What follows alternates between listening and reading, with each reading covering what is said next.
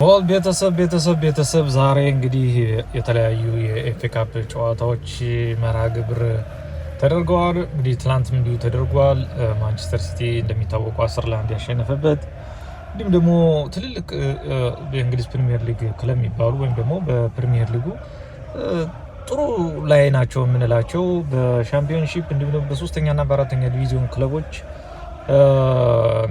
ከውድድሩ ሲወጡ እጅግ በጣም የሚደንቅ እንትን አይተናል። የባለፈው አመት የኤፍኤ ካፕ ዋንጫ አሸናፊ የነበረው ክሪስታል ፓላስ ከውድድሩ ውጭ ሆነዋል። እንዲሁም ኖቲንግሃም ፎረስት ከውድድሩ ውጭ ሲሆኑ ዛሬ ደግሞ ማንቸስተር ዩናይትድ በኦልድ ትራፎርድ ስቴዲየም በብራይተን አልቢዮን 2-1 ተሸንፎ ከኤፍኤ ካፕ ውድድር ተሰናብቷል። እንደሚታወቀው ማንቸስተር ዩናይትድ የ2025 እና 26 ሲዝኑን ኦፊሻሊ ኦቨር ያደረገበት ምሽት ነው። በዚህ ምሽት እንግዲህ በፕሪሚየር ሊጉ ያው እንደምታውቁት ነው ያን ያክል የሚባል ኮምፒቲሽን ውስጥ ያለ ክለብ አይደለም። ኤፍኤ ካፕ የለበትም፣ ካራባኦ ካፕ የለበትም፣ ሻምፒየንስ ሊግ የለበትም፣ ዩሮፒያን ሊግ የለበትም፣ ዩሮፒያን ኮንፈረንስ ሊግ የለበትም እና the season is over for Manchester United. I mean, you know, still in Manchester United, to be honest, በዋናነት የማንቸስተር ዩናይትድ እኔ ደጋግሜ እናገራለሁ የአሰልጣኝ ችግር አይደለም። to be honest, the only problem is ባለሀብቶች ናቸው። አሁን ብዙ ጊዜ ሰዎች የሚሸወዱት ባለሀብት ይሄን ያህል ገንዘብ እየመደበ ይሄን ያህል ወጪ እያወጣ ይላል እና እሱ አይደለም። በአንድ ክለብ ውስጥ ማናጀር እና ኮች የሚባል ሁለት የተለያዩ ነገሮች አሉ። ብዙ ጊዜ በተለይ ደግሞ የኳስ ደጋፊ ወንድሞቼ የማያውቁት አንድ ነገር አንድ ክለብ ውስጥ ማናጀር ነው ሲባል፣ ለምሳሌ አሁን ሚኬል አርቴታ ማናጀር ነው። እሱ የፈለገውን ተጫዋች እሱ በፈለገው የማይፈልገው ተጫዋች ካለ ያባራል፣ የማይፈልገውን ተጫዋች ካለ ቤንች ያደርጋል። ራሱ ነው ቻርጅ የሚያደርገው ክለቡ ነው።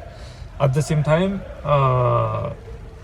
ወንድም እሱ I mean what you call it ፔፕ ጋርዲዮላ the same, he's a manager። የፈለገውን ተጫዋች ያመጣል። ከፈለገ የማይፈልገውን ተጫዋች ማሰናበት ይችላል። የማይፈልገውን ተጫዋች ደግሞ ቤንች ማድረግ ይችላል። ይሄ ነው ማናጀር የሚባል። አርነ ስሎትም the same። ሌሎች ቤት ላይ ግን ኮች ናቸው እንጂ ማናጀሮች አይደሉም። ሚኒንግ የክለብ ዳይሬክተር ወይም የክለብ ባለሀብት ወይም ደግሞ ሲኢኦ ቫይስ ፕሬዚዳንት የሚባሉት በዛ ውስጥ ያሉ ዲፓርትመንት ውስጥ ያሉት ነው ያን ክለብ እንደፈለገ ሞኒተር የሚያደርጉት። ይህን ተጫዋች አስገባ፣ ይህን ተጫዋች ይሸጥ፣ ይህን ተጫዋች አንሸጠውም፣ ይህን ተጫዋች ነው ምንገዛለህ የሚል ውሳኔ ስለሚያስተላልፉ ነው ትልቅና ትልቅ ችግር የሚመጣው። እና በእኔ አስተያየት ማንቸስተር ዩናይትድ ወደ ድሮ ገናናነት እንዲመለስ ጠንካራ ተፋላሚ ሆኖ እንዲመጣ ከተፈለገ የግሌዘር ፋሚሊ አንድና አንድ ሳይባል ከዛ ክለብ ውስጥ መልቀቅ አለባቸው። that's my የኔ ምልከታ ነው። ከዛ ውጭ ማንቸስተር ይቀጥላል ወይም ደግሞ የማንቸስተር ውርደትና የማንቸስተር ውጤት አልባነት እንዲሁ ይቀጥላል እና it's very sad.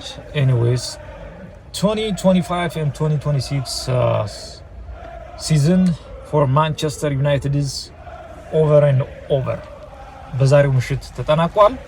በቀጣይ እንግዲህ ማንቸስተር ዩናይትድ ሊሆን የሚችለው ወይም ሊያደርግ የሚችለው ልክ የወዳጅነት ጨዋታና ለጤንነት ጨዋታ እንደሚባለው ከዚህ በኋላ ማንቸስተር የሚያደርጋቸው ጨዋታዎች የጤንነትና የወዳጅነት ጨዋታ ነው። ከዛ ውጭ ትርጉም ያላቸው አይመስለኝም። ምናልባት ይሄ ሻምፒየንስ ሊግ አይሳተፍም። ምናልባት ይሄ ዩሮፒያንና ኮንፈረንስ ሊግ የሚያሳትፍ 6፣ 7፣ 8ኛ ደረጃን የሚይዝ ከሆነ which is very good, at least ወደ አውሮፓ መድረክ ይመለሳል። ከዛ ውጭ ግን ማንቸስተርን ልክ እንደባለፈው አመት ተመሳሳይ እንደ ዘንድሮ አመት ኔክስት ይርም